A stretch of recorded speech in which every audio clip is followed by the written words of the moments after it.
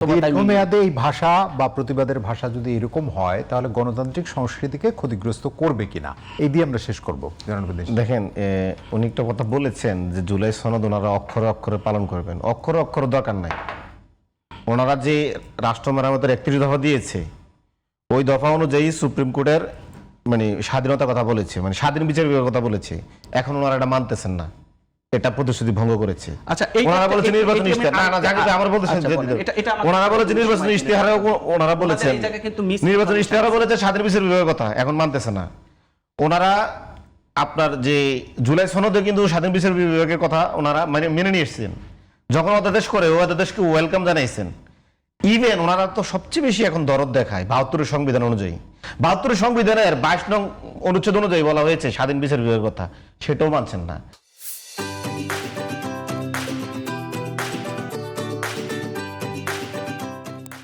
কিন্তু কথাই যখন বলে অক্ষরে অক্ষরে সব বাস্তবায়ন করে ফেলতেছি আমরা। নিজের দলের ম্যানিফেস্টো মানতেছে না, রাষ্ট্র মেরামতের ৩১ দফার ম্যানিফেস্টো মানতেছে না, ৭২ সংবিধান পর্যন্ত যেটা বেশি মায়া দেখায় ওটা মানতেছে না, এবং নিজেদের প্রতিশ্রুতিও মানতেছে না, এবং জুলাই সনদও মানতেছে না। কিন্তু সবসময় বলবো কি আমরা অক্ষর অক্ষরে। তাহলে আপনি সুপ্রিম কোর্টের এটা তো আপনার নোট অফ ডিসেন্ট দেন নাই। এদের সুপ্রিম কোর্ট সচিবালয় অধ্যাদেশ এবং সুপ্রিম কোর্টের বিচারপতি নিয়োগ অধ্যাদেশ, এটা তো কোথাও আপনি দ্বিমত করেন নাই। এটা কেন এখন মানে অমান্য করলেন? ২৫০ বছর ধরে আমাদের এই বিচার বিভাগ শেষ করব।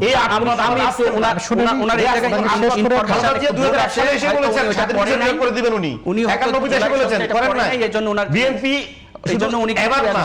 ২০০১ সালেও কিন্তু বিএনপি এই স্বাধীন বিচার বিভাগের প্রতিশ্রুতি থেকে নির্বাচনী ইশতেহারে বলেছেন তারা বিচার বিভাগ স্বাধীন করে দিবেন।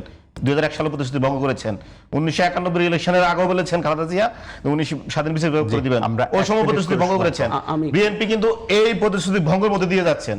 আমরা কিন্তু বিএনপির এই ধরনের প্রতিশ্রুতি ভঙ্গের ইতিহাস যদি বলি শেষ করা যাবে না।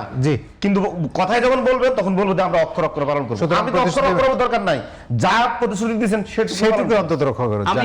আমার মনে হয় যে ওনার একটু ডিপ পড়াশোনা করার দরকার, কারণ সুপ্রিম কোর্টের বিচারপতি যেই সুটানি উনি এতক্ষণ বলল, দেখেন এখানে কিন্তু জুলাই সনদে উল্লেখ আছে এবং আমাদের উনি যে ৩১ দফা ভাই আমি আপনি করি শেষ করি, ওখানে কিন্তু লেখা আছে সুপ্রিম কোর্ট যেটা বিচার ব্যবস্থা স্বাধীন ব্যবস্থা, কিন্তু ওখানে আরেকটি কথা কিন্তু উল্লেখ আছে, আপনারা পড়ে দেখবেন সংবিধানের আলোকে কথাটা লেখা আছে। উনি ওই কথাটা উজ্জ্বল রাখতেছে, ওই কথায় যাচ্ছে না, ওই কথায় গেলে ওনাদের গায়ের উপরে যাবে। সো এই জন্য আমি শিশির ভাইকে বলবো, শিশির ভাই আপনি ভালো বলেন, যেহেতু আপনি প্রফেশনাল টক শো করেন, আরো ভালো বলবেন, কিন্তু আপনাকে আরো ডিপ পড়াশোনা ধন্যবাদ। আমি আপনাকে যে আলোচনা আমরা শুরু করেছিলাম এক লাইন সময় থাকলে জাকির ভাই আরেক মিনিট দেন, উনি এটা ব্যাখ্যা করুক উনি ওনারা কেন সুপ্রিম কোর্টের সেই অধ্যাদেশটা মানতেছে না। কোথাও তো এটা নিয়ে দ্বিমত করে নাই, নোট অফ ডিসেন্ট দেয় নাই, সবার আগে ওনারে তো আমি কিন্তু আপনার উত্তর দিয়ে দিয়েছি। নির্বাচন জিতার পরের দিন থেকে আমি আপনার উত্তর দিয়ে দিয়েছি, আপনার কথাগুলো আমি নোট রাখছি, বললাম আপনার উত্তর দিয়ে দিয়েছি। এখন আপনি উত্তরে খুশি হওয়ার জন্য আপনি আরেকটু বেশি জানা লাগবে, পড়তে হবে, যার কারণে এইটা আপনি হবে। আপনি যেটা বলতেছেন এটা হচ্ছে আপনার পক্ষের যেটা, সেইটা কিন্তু আপনাদেরকে ভাবতে হবে জনগণের পক্ষে কোনটা।